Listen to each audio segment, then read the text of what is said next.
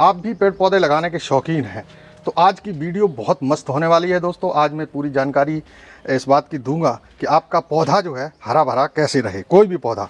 तो दोस्तों ये जो आप देख रहे हैं इसके अंदर ये काला काला ये क्या है? मैजिक कार्बन खाद है। ये देखिए दोस्तों, मैजिक कार्बन खाद। मैं इसका प्रचार नहीं कर रहा हूँ, लेकिन मैं अपने पौधों के लिए इसको लेके आया हूँ। तो ये क्या है दोस्तों कि कोई भी पौधा जो पनप नहीं रहा है और हरा भरा नहीं हो रहा है, तो ये ऐसा मैजिक है, ये ऐसा खाद है जिसमें सारे पोषक तत्व जो है पहले से ही मिले हुए हैं और इसमें सबसे ज़्यादा कार्बन मात्रा है, कार्बन है। तो कार्बन क्या होता है कि कोई भी ज़मीन जो है उपजाऊ नहीं है तो उसमें कार्बन की मात्रा अगर बढ़ाते हैं, कार्बन डालते हैं तो फिर वो ज़मीन जो है उपजाऊ हो जाती है। जितनी कार्बन की मात्रा होती है ज़मीन उतनी ही उपजाऊ कही जाती है। तो ये देखिए दोस्तों, मैंने निकाल लिया है, आप देख रहे हैं। इसमें मैंने उस बोरी से ये वाली कार्बन जो है निकाल ली है। तो ये ऐसे समझिए कि चाहे आपकी वर्मी कंपोस्ट हो या सड़ी हुई गोबर की खाद, तो ये इसके अलावा आप चाहे केमिकल युक्त DAP का प्रयोग करें, यूरिया का करें या NPK 1919 या NPK 2020 कोई भी प्रयोग करते हैं तो वो उसकी मात्रा हो सकता है कि थोड़ी बहुत कम ज़्यादा हो जाए और उससे क्या होगा कि आपका पौधा जो है अच्छा खासा ख़राब भी हो सकता है गल जाए, जर जाए। ज़्यादा खाद पड़ने से केमिकल खाद का जो है अगर डोज थोड़ा ज़्यादा हो गया, स्पेशली गर्मी में तो केमिकल खाद डालनी ही नहीं चाहिए। तो ये मेरा एरिका पाम का पौधा है दोस्तों, और इसको जो है आपको बताना है कि ये देखिए दोस्तों, ये बीमारी ये देख रहे हैं ये, तो इसमें इस पौधे को न्यूट्रिशन की कमी है। इसको जो पोषक तत्व मिलने चाहिए वो पोषक तत्व नहीं मिल रहे हैं। ये वजह है कि इसके जो पत्ते हैं वो इस तरीके से हो गए हैं। ये देखिए दोस्तों, और इधर भी देखिए ये। तो अभी क्या है कि छोटा सा गमला है और जब इसमें पानी डालते हैं तो पानी बह के बाहर भी जाता है, तो इसमें जो भी पोषक तत्व होते हैं वो जल्दी से निकल जाते हैं और ख़त्म हो जाते हैं। ज़्यादा ये 6 इंची का ही गमला है और मेरा इतना बड़ा एरिका पाम 6 इंची के गमले में लगा हुआ है। ये देखिए, तो इसकी वजह यही है कि इसको पोषक तत्वों की कमी हो गई है पौधे को, और ये हरा भरा भी उतना नहीं है जितना होना चाहिए। तो इसमें मैं इस खाद को जो हमारी जो मैजिक लेके आए हैं कार्बन, इसको डालूंगा।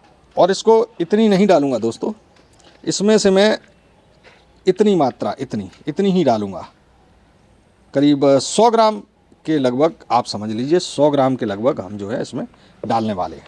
इससे पहले इस पौधे को मैं थोड़ी सी गुड़ाई करूंगा ताकि इसमें जो अनवांटेड चीज़ें जो उगी हैं वो हटा दी जाएं और पौधा जो है फिर से अपनी ग्रोथ पकड़ ले। किसी भी पौधे की गुड़ाई बहुत ज़रूरी होती है दोस्तों। अगर आपने गुड़ाई नहीं की तो फिर पौधा जो है जड़ें डेवलप नहीं कर पाता है। तो पौधा चारों तरफ अपनी जड़ें जो है डेवलप करे, इसके लिए कम से कम 1 महीने के अंदर थोड़ी सी गुड़ाई, 1 इंची की गुड़ाई ज़रूर कर देनी चाहिए। मैं सारे पौधों में अपने में ये करता रहता हूँ, जिससे हमारे पौधे जो हैं हरे भरे बने रहते हैं। इसकी मिट्टी ऐसी है कि जैसे ही पानी डालते हैं निकल जाती है, जो एरिका पाम में होनी चाहिए।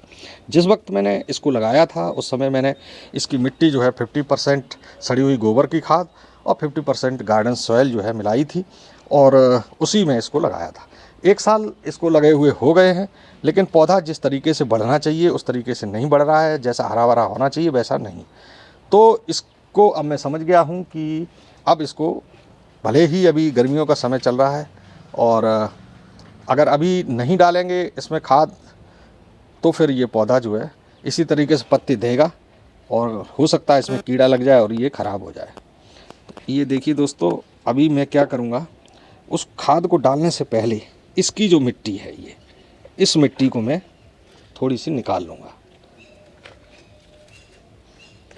क्योंकि अगर मैं मिट्टी ये वाली पुरानी मिट्टी नहीं निकालता हूँ तो इसमें जगह तो है नहीं, और जब जगह नहीं है तो फिर इसमें नई खाद फीड करूँगा और खाद फीड कर दूँगा तो फिर पानी जाने की जगह नहीं रहती है।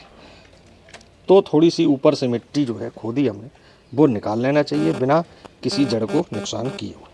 और ये जो हमने ह्यूमिक एसिड भी डालते हैं, लेकिन हमने कार्बन जो है युक्त जो करके रखी है और वर्मी कंपोस्ट ये हमने इसमें डाल दी है। इससे क्या होगा दोस्तों कि जो हमारे पौधे को पोषक तत्व मिलने चाहिए इस मिट्टी से, वो सारे पोषक तत्व इसको मिल जाएंगे। डालने के बाद थोड़ी गुड़ाई ज़रूर करनी चाहिए दोस्तों, ताकि जो भी आप खाद डाली है वो अच्छे से मिक्स हो जाए और हमारी मिट्टी के अंदर घुल जाए। तो ये देखिए दोस्तों हमने डाल दी है, और अब मैं कुछ दिनों के बाद आपको इसका रिजल्ट दिखाऊंगा कि हमारा पौधा जो है किस तरीके से ग्रोथ कर रहा है। और ये पत्ते जो ख़राब हो चुके हैं अब वो तो ठीक नहीं होंगे, और इनको मैं क्या करूँगा कि कट करके निकाल दूँगा।